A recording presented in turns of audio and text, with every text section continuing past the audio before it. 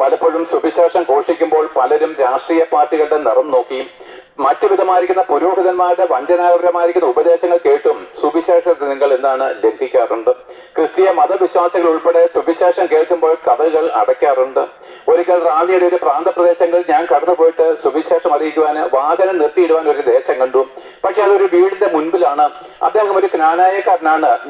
എനിക്കറിഞ്ഞതാ പരിചയപ്പെട്ട മനസ്സിലായി. ഞാൻ പറഞ്ഞു, നിങ്ങളുടെ വീടിന്റെ മുമ്പിലെ വണ്ടി ഇടുവാൻ സൗകര്യമുള്ളൂ, ഞാൻ ഇവിടെ നിന്ന് അല്പനേരം പ്രസംഗിച്ചോട്ടെ. ജോജൻ പറഞ്ഞു, ഇവിടെ പ്രസംഗിക്കാൻ പാടില്ല എന്ന് മാത്രമല്ല, ഞാൻ അതിന്റെ അല്പം അങ്ങോട്ട് മാറി ഞാൻ ഒരു വണ്ടി ഇടുവാനുള്ള ഒരു സാഹചര്യം നോക്കി കഴിഞ്ഞപ്പോഴേ ഞാൻ നോക്കിയപ്പോൾ ഇദ്ദേഹത്തിന്റെ തുറന്നു കിടന്ന ജനലുകൾ ഓരോന്നോരോന്നായിട്ട് കൊട്ടിയടക്കുകയാണ്, വാതിലുകൾ ക്ലോസ് ചെയ്യുകയാണ്, മുറ്റത്ത് നിന്ന് കുഞ്ഞുങ്ങളെ പിടിച്ച് അകത്തിടുകയാണ്.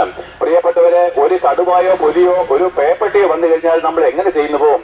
അവണ്ണം ഒരു ക്രിസ്തീയ മതവിശ്വാസിയായിരിക്കുന്ന ഇവൻ അവന്റെ വീടുകളെ അടച്ച് ബന്ധവസ്ഥാക്കിയാണ്. എന്താണ്?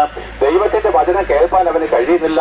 ദൈവത്തിന്റെ വചനത്തെ അവൻ അത്രമാത്രം ഭയപ്പെടുന്നു. പക്ഷെ എന്താണ് അതിന്റെ ബാക്കി പത്രം? എന്താണ്?